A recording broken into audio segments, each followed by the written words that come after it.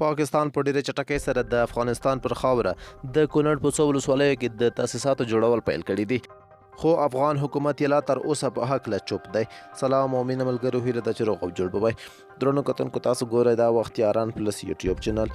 که چیرې تاسو د سپورټ او سیاست مینوال یاست نو زموږ چینل مو په خدمت کې دی، خامخا یې درسره سبسکرایب کړئ.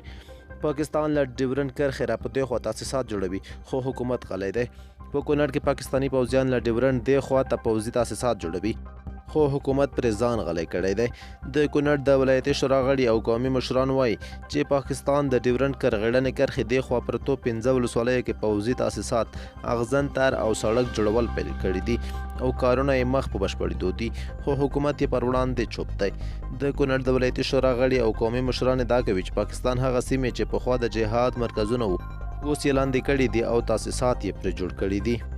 دوی زیاتوي دغه سیمې تازه د پاکستان له لوري نیول شوي او د شپې لخوا په نیول شویو سیمو کې لیزري څراغونه روښانوي چې ځایي استوګنې یې له ستونزو سره مخامخ کړي دي. خو بل لوري ته د کونړ والي عبدالستار میرزاکوال د پاکستان له لوري د ډیورنډ کرغړنې کرښې په اوږدو کې د اغزن تار تاسیساتو او سړک جوړولو ادعاوې ردوي.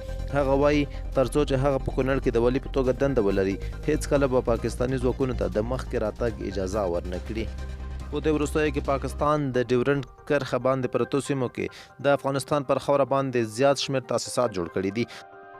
2 ورځې وړاندې هم د خوست په مساخیل ولسوالۍ کې د پاکستاني ملیشو له لوري پر افغان ملي پولیسو او ملي اردو باندې د سپکو او درنو وسلو برید وشو چې د افغان امنیتي او دفاعي ځواکونو په ځوابي برید کې د دوی دغه برید په شا وتمبول شو او دوی تېښتې ته اړ کړل شول.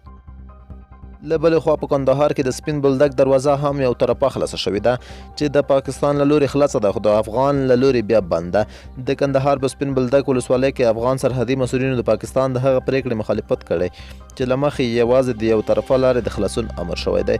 افغان لوری وایي دواړه غاړو ته زرګونه کسان بند پاتې دي او باید له دواړو خواو لاره خلاصه شي.